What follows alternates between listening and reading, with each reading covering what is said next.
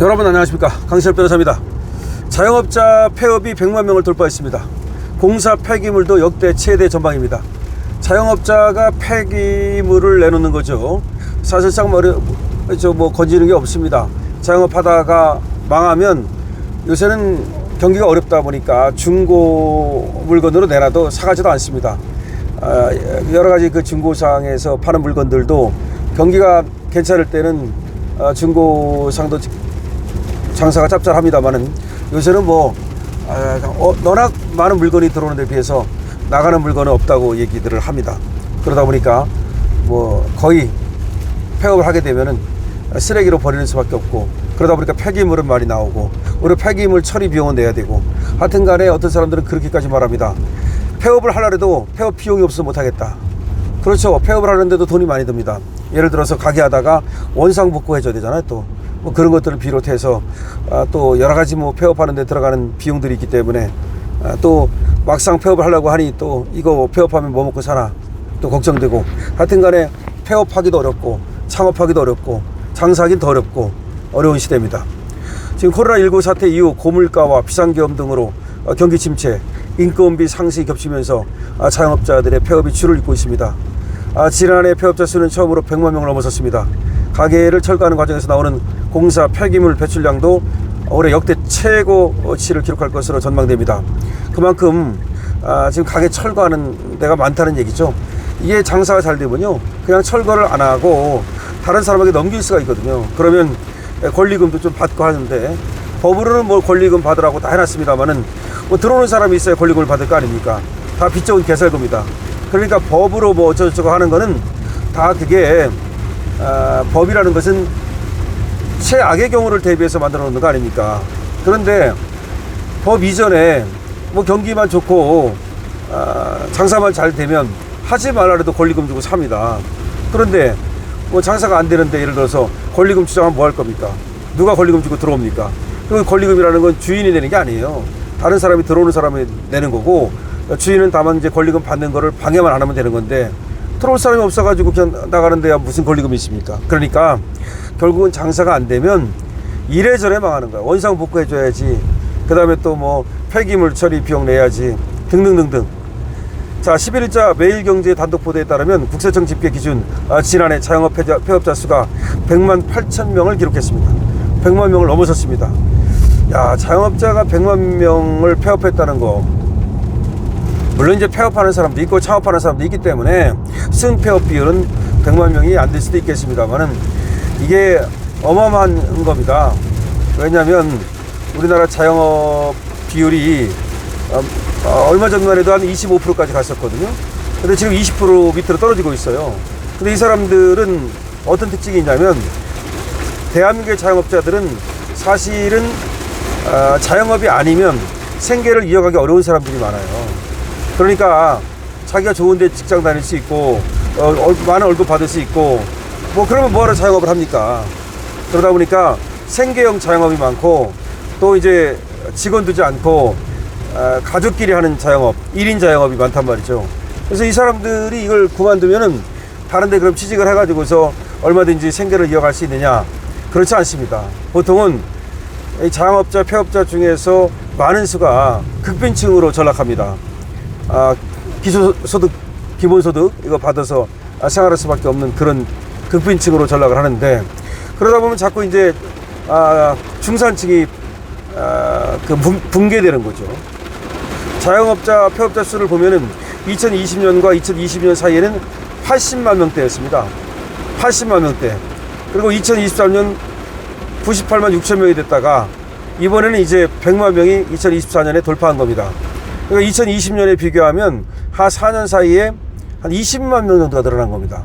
자영업자, 폐업자 수가 말이죠. 이런 자영업 폐업이 늘면서 공사생활 폐기물, 이것도 급증하고 있는데요. 이 공사생활 폐기물은 소규모 인테리어나 리모델을 할 때 나오는 오토 미만 폐기물을 말합니다.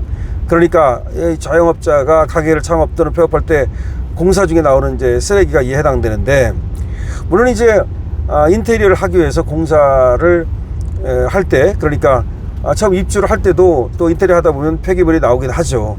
그러나 그 폐기물은 상대적으로 적죠. 그런데 이제 원상복구하는 과정에서 폐기물이 나오는 것은 상대적으로 많고, 그런데요, 2023년 보면은 생활 폐기물 배출량이 환경공단에서 발표한 바에 따르면 35만 톤에 달했습니다. 이게 놀라운 것이 2020년 18만 톤이었습니다. 2020년 18만 톤이었는데 불과 3년 사이에 35만 톤이 나온 겁니다. 이게 중요한 겁니다. 그전에는 자영업을 갖다가 이제 그만두더라도 다른 사람한테 넘기고 나온다든지, 그런데 지금은 자영업을 그만두면 다 가게를 원상복구한다든지 내지는 인테리어를 해줬던 걸 다 부수고 폐기물을 처리하고 나와야 되는 상황이라는 거죠. 이렇게 폐기물을 보면은 지금 자영업 폐업자 수가, 폐업이 완전히 망해서 그만둔다는 걸 알 수가 있는 거죠. 그래서 이런 동향을 봤을 때 지금 자영업이 거의 근래 3, 4년을 다 따진다 하더라도 가장 어려운 지경에 도달했다는 것을 알 수가 있습니다. 이게 또 왜 중요하냐면요, 몇 년 전에 코로나가 있었잖아요. 근데 코로나 때는 이제 뭐 코로나 때문에 그렇다고 하더라도 코로나가 지나고 나면 나아질 줄 알았죠. 근데 코로나가 지나고 나서도 하나도 나아지는 경향이 없는 거야. 오히려 더 나빠지고 있는 거죠. 이건 너무나 심각한 거죠. 그러면 한국의 자영업은 이제 뭐 코로나라든지 외부적인 영향 때문에 그런 게 아니라 구조적인 문제점이 있다는 것을 말하는 거죠. 그러니까 구조적으로 한국의 자영업이 한계에 도달했다는 걸 말하는 겁니다. 그럼 그 한계라는 건 뭐냐? 가장 중요한 건 이제 결국은 이제 생활 문화가 바뀐 거죠. 과거에는 뭐 저녁에 회식도 많이 하고, 제가 봐도 그 식당 같은 데서 과거에는 많이 만났잖아요. 서로 만나가지고 뭐 왁자지껄하게 늦게까지 술도 먹고 뭐 회식도 하고 뭐 집에 안 가고 뭐 그런 게 있었는데, 지금은 말이죠, 회식 안 합니다. 회식 없어졌어요. 회식 없어졌고, 회식을 하면은 저녁에 안 하고 그냥 점심에 간단하게 가가지고서 점심 먹고 마는 식으로 그렇게 하지, 뭐 저녁에 뭐 술 먹고 뭐 9시 10시까지 뭐 그런 회식 없습니다. 자, 그거에다가 또 지금 뭐 여러분 아시다시피 배달 업체가 늘어나면서 지금 오프라인 시장이 죽고 있는 거, 그것도 문제인데, 원래가 지금 뭐 자영업이 폐업하는 사람들은 보통은 이 오프라인 시장에서 있던 사람들이죠. 온라인 시장에서는 뭐 폐업하고 자시고 할 거 없고, 온라인 시장에서 폐업한다고 뭐 폐기물이 나오는 것도 아니고, 지금 이제 폐기물이 나온다든지, 이건 이제 오프라인에서의 폐업을 얘기하는 거죠. 뭐 그런 것도, 그러니까 온라인 시장의 활성화, 이런 것도 하나의 이유가 되겠죠. 그 다음에 이제 코로나 이후에 생활 패턴의 변화, 이런 것도 이유가 되겠죠. 자, 제가 이 자영업에 대해서 여러분께 말씀을 드리는 거는, 강신업 TV를 들으시는 또 보시는 여러분 중에서도 자영업자들이 많이 계십니다. 물론 이제 잘 하시는 분들은 뭐 말할 필요 없고요. 그것이 이제 기술을 가지고 하는 거라든지, 내지는 특화된 거라든지, 내지는 독점성이 있다든지, 그러면 뭐 그거는 말할 필요가 없겠습니다만은, 그런 것이 아니고, 그 예를 들어서 3, 4억이라든지 2, 3억 가지고, 내지는 집에 대출 내 가지고 조그만 가게 차리는 거, 그거는 자살행위입니다. 하면 안 됩니다. 예를 들어서 퇴직금 뭐 몇 억 받았어요. 거기다가 집 담보 잡혀가지고 또 몇 억 땡겨가지고 한 3, 4억 만들었어. 그러니까 3, 4억 만들어가지고 그 가게 얻고 인테리어 하고 그 다음에 무슨 뭐 가게를 차렸습니다. 근데 이게 성공할 가능성이요, 점점 낮아지고 있어요. 그전에는 그래도 뭐 경쟁이 그렇게 치열하지 않았고, 또 오프라인이 원래 그런 시장이었고, 또 아까도 말씀드렸듯이 생활 패턴이라는 게 서로 어울리고, 또 회식도 자주 하고 서로 만나서 이런 거였는데, 이게 완전히 지금은 우리 대한민국 사람들의 생활 패턴이 바뀌었다는 걸 알아야 돼요. 그러니까 뭐 어디 가가지고서 둘러앉아가지고서 뭐 삼겹살 먹으면서 뭐 왁자지껄하고, 이거는 아주 많이 줄어들었다, 전혀 없다는 것은 아니지만, 그러니까 되는 데는 좀 돼요. 지금도 안 된다는 건 얘기는 아닙니다. 그러다 보니까 전체적으로 되는 데만 좀 되는 거지, 평균적으로 따지면 그런 장사를 해가지고 성공할 가능성은 이제 상당히 적다.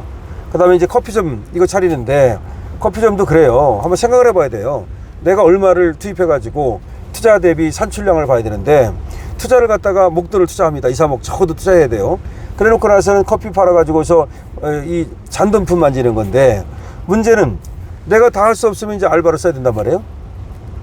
이제 알바도 이제 정규직으로 해줘야 나중에 이제 뭐 알바도 이제 퇴직금 줘야 되고 뭐 아직 알바도 뭐 지금 그런 얘기까지 나와요. 이제 어쨌든 간에 이 고용 시장이 바뀌면서 알바도 마음대로 해가지 못한다는 얘기가 나옵니다. 이제 앞으로 그렇게 바뀐다는 얘기인데, 그거는 차치하고라도 알바비를 갖다가 1시간에 얼마를 줬을 때 1시간에 얼마를 뺄 수 있는가, 커피를 몇 잔 팔아야 알바비를 뺄 수 있는가, 이걸 계산해 보면 계산이 안 나와요. 그 계산이 안 나온다고. 근데 계산이 안 나오는데 그걸 하는 거야. 나는 왜 하는지를 모르겠어. 돈을 그렇게 갖다 버리고 싶나? 그렇게 돈을 잃고 싶나? 아니, 그거 하면 무조건 죽는 거거든. 제가 이제 서초동에서 그 법원 주위에 가게들 많이 봤잖아요. 몇십 년 동안 지켜봤잖아. 근데 어떤 가게가 있어. 근데 그 가게 자리는 분명히 장사를 하면 안 돼. 그전에도 망하고 나갔어. 그전에도 망하고 나갔어. 그전에도 망하고 나갔어. 근데 거기를 들어와. 다시 들어와. 거기다가 뭐 인테리어를 막 하고서 그냥 돈을 처발러. 그래가지고 거기 들어와서, 거기 들어가면 죽는 자리거든요. 근데 거기 들어와. 이걸 여러분 제 말을 좀 주목하셔야 돼요. 장사를 어떻게 이렇게 나이브하게 하냐는 거야. 내가 지금 4, 5억 아니면 10억을 쏟아붓는데 요새 인터넷 비용도 비싸요. 그럼 내 돈을 갖다 목돈을 넣어가지고서 푼돈을 버는 장사를 왜 하느냐고. 거기다가 그 푼돈을 번다는 보장이라도 있으면 몰라. 내가 예를 들어서 여기다 인테리어 비용을 3억을 쏟아붓어. 그럼 내가 3억을 뽑는데 얼마나 걸리는가? 장사를 그럼 하루에 얼마를 팔아가지고 어떻게 해야 3억을 뽑을 수 있는가? 인건비 줘야 되고 뭐 세금 내야 되고 다 하고 나서 얼마를 벌고, 그러면 내가 이자를 얼마씩 내고, 그러면 내가 인테리어 비용 낸 거 3억을 뽑을 수 있는가? 내가 이 가게가 잘 돼가지고 권리금을 받고 넘길 수 있는가? 아니, 권리금 받고 넘길 수 있는 가게면 팔지도 않아, 그 사람이. 그러니까 3억을 갖다 예를 들어서 뭐 3억이 아니라 1억이라 하더라도 거기다가 인테리어 비용으로 쏟아붓었다? 그거 참 모르겠어요. 그러니까 아주 뭐 잘 되는 기업형 그런 거는 신경 쓸 필요 없고, 여기서는 그런 얘기 할 필요 없는 거고, 기업형으로 하는 거야 뭐. 그건 워낙 잘 되니까. 근데 보통은 이제 그 간당간당한 그 자금 가지고 이 생계형 자영업을 했다가 다 털어먹고 이제 극빈층으로 전락하는 거야.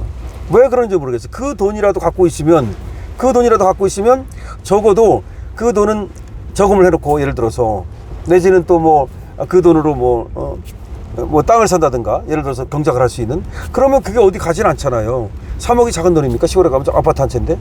서울에서 3억 정도 들여야 인테리어 비용 웬만하면 다 2, 3억이에요. 하여튼 간에 자영업 이거 조심해서 해야 된다. 그럼 어떤 사람이 이렇게 말할 거야. 변호사님 참 한가한 소리 하고 있다고. 그거라도 해야 그 돈 그럼 까먹으라고. 3억을 예를 들어서 은행에 넣어놓고 그러면 야금야금 다 까먹으면 어떡하려냐고. 그러니까 그 돈을 갖고 뭘 벌어보려고 하는 거 아니냐고. 맞아요. 벌어보려고 하는 거야. 벌어보려고 하는 건데, 그럼 그만큼 신중하게 정말 발품을 갖다가 열흘이고 20일이고 팔고, 정말 계산하고 인테리어 비용도 어떻게 하면 아끼고 계산을 하란 말이에요. 계산. 그러니까 박정희 대통령이 경제개발 5개년 계획을 하듯이 다 계산하잖아요.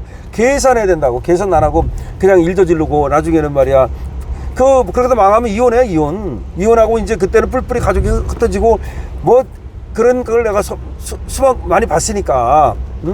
변호사 하다 보면 뭐 여러 사람들을 만나게 되고, 하여튼 등등등등. 그래가지고 뭐 나중에 또 그거 소송 붙고, 하여튼 간에 뭐 지금 자영업자가 이렇게 100만 명이 넘는 사람들이 폐업을 했다고 해서 제가 말씀을 드리는데, 하여튼 지금 경제가 더 어려워지고 있기 때문에 장사할 때 신중을 기하시고, 그리고 또 모든 것을 고려해서 해야지. 너무나 쉽게 나이브하게 접근했다가 이렇게 돈을 잃고 폐업하는 사람들, 그렇게 하면 정말 가정이 무너지고 자기의 존재가 무너질 수 있다는 점을 말씀드립니다. 여러분들은 파이팅 하십시오. 강신업TV입니다.